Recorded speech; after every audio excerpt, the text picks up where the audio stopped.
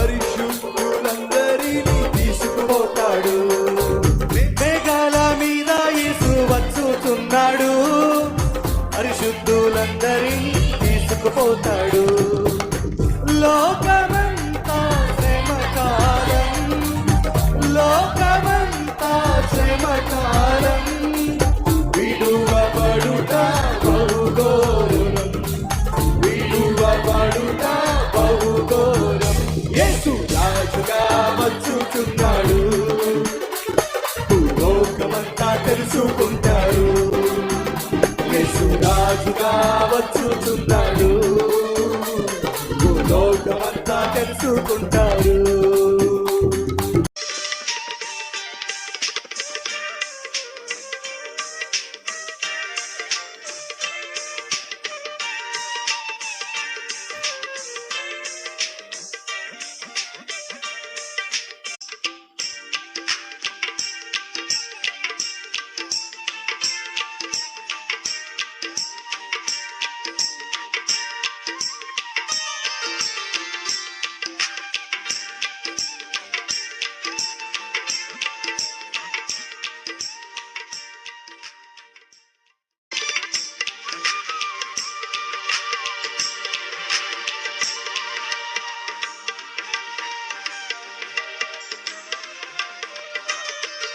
ప్రపంచంలో ఉన్న 7 ప్రమాదకరమైన పాపములలో రెండవది ఏమిటంటే సోమరితనం. తిండిపోతులు ఏమవుతారు? సోమరిపోతులు అవుతారు. సోమరిపోతులు నిద్రపోతులు అవుతారు. ఈ ముగ్గురు తిండిపోతులు, సోమరిపోతులు, నిద్రపోతులు. పోతు అనే మాట సాధారణంగా పురుష పదం. మరి సహోదరులు, మీరు తిండిపోతులు అంటే ఏమనాలి? మీరు తిండిపోతులైతే, మీరు నిద్రపోతులైతే, మీరు సోమరిపోతులైతే ఏమనాలి? ఏమో మీరే పెట్టాలి ఆ పేరేదో. వినండి, మొదటిగా తిండిపోతుతనం ప్రమాదం. నువ్వు తిండిపోతు అయ్యావనుకో, ఆటోమేటిక్గా సోమరిపోతు అవుతావు. సహోదరులు, సహోదరులు, సోమరితనము దరిద్రం. వింటున్నారా? సోమరితనం దరిద్రం.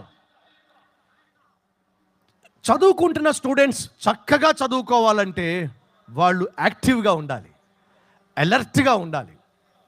సోమరిపోతులు సాధారణంగా చదువుకోరు. సోమరిపోతులు సాధారణంగా చక్కగా ఉద్యోగాలు చేయరు. సోమరిపోతులు సాధారణంగా చక్కగా కాపురం కూడా చేయరు. సోమరిపోతుతనాన్ని సింపుల్గా తీసుకోమాకండి. అది ఇంటికి దరిద్రం, నీ జీవితానికి శాపం. ఒకరోజు నా దగ్గరకు ఒక తల్లి వచ్చింది. వచ్చి అంటుంది, అయ్యా, మంచోడు అని చెప్పి ఇతర దేశంలో లక్షలు సంపాదిస్తున్నాడని చెప్పి అల్లారు ముద్దుగా పెంచిన మా అమ్మాయిని అతనికిచ్చి పెళ్లి చేశాం. సరే, ఏమైందమ్మా?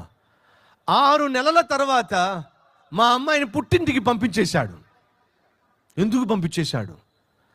అతడు అంతా పాతతరం క్యాండిడేట్ అయ్యా. ఏంటమ్మా? పాతతరం మనిషి అయ్యా. పాతతరం మనిషి కాబట్టి మా అమ్మాయి ఆ అబ్బాయితో ఇమడలేకపోయిందయ్యా. పాతతరం మనిషి కాబట్టి మా అమ్మాయిని ఇంటికి పంపించేశాడయ్యా. ఇదే మాట, పాతతరం అంట. ఉండబట్టలేక అడిగేశా, అమ్మ ఇంతకీ పాతతరం అంటున్నావు మీ అల్లుని పట్టుకుని, ఇంతకీ ఎందుకని అతన్ని పాతతరం అంటున్నావు? ఆ తల్లి చెప్తుంది, లేకపోతే ఏంటయ్యా, పొద్దున్నే లేస్తాడంట, పొద్దున్నే లేచి మా అమ్మాయిని కూడా లేవమంటాడంట. అయితే ఏంటయ్యా, ఇంత చదువుకున్న తర్వాత, ఇంత కట్నం తీసుకున్న తర్వాత పొద్దున్నే లేవటం అంటే ఎవరికైనా కష్టం కదయ్యా. అమ్మ, మీ అల్లుడు ఏమంటున్నాడు? మా అమ్మాయిని పొద్దున్నే లేవమంటున్నాడు. మరి మీ అమ్మాయి? అసలు మా అమ్మాయికి అలాంటి అలవాటే లేదు. మరి ఏమంటున్నాడమ్మా తర్వాత? పొద్దున్నే లేవమంటాడు, చక్కగా చీర కట్టుకోమంటాడు. ఆలోచించండి, ఏం కోరుతున్నాడు అల్లుడు? పొద్దున్నే లేవమంటున్నాడు, చక్కగా స్నానం చేయమంటున్నాడు, చక్కగా చీర కట్టుకోమంటున్నాడు, చక్కగా ఇంటి పని, వంట పని చేయమంటున్నాడు. ఏమిటోనయ్యా పాతకాలపు అల్లుడయ్యా. నాకు భలే కోపం వచ్చింది. అమ్మా, అతడు పాతకాలపు అల్లుడు కానే కాదు, మనమే. తల్లి, నువ్వే నీ కూతుర్ని సోమరపోతం చేశావు. పొద్దున్నే కూతుర్ని లేపడానికి బదులుగా పొద్దుటే నీ కూతుర్ని లేపకుండా సోమరిని చేశావు. పెళ్ళయిన తర్వాత భర్త ఇంటి ఉద్యోగానికి వెళ్తున్నప్పుడు ప్రొద్దుటే లేవటము పాత తరమా? అడుగుతున్నాను సహోదరులు, మీలో ఎంతమంది సోమరి అంటే మళ్ళీ బాధపడతారేమో. ఎంతమంది ఉదయమే లేచేటటువంటి అలవాటు కలవారో చూపించండి.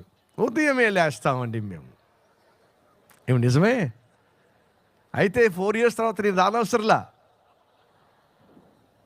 ఒక ఇల్లాలు ఉదయమునే లేవడము ఆ ఇంటికి ఆశీర్వాదము. ఏ ఇల్లాలైతే ఉదయము లేవదో ఆ ఇంటికి ఆమె దరిద్రం, ఆ ఇంటికి ఆమె శాపం.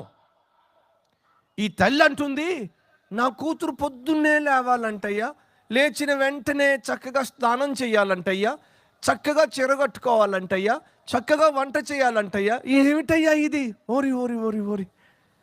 ఇది పాత తరమా? కాదండి, ఇది కుటుంబాన్ని కట్టుకునే విధానం.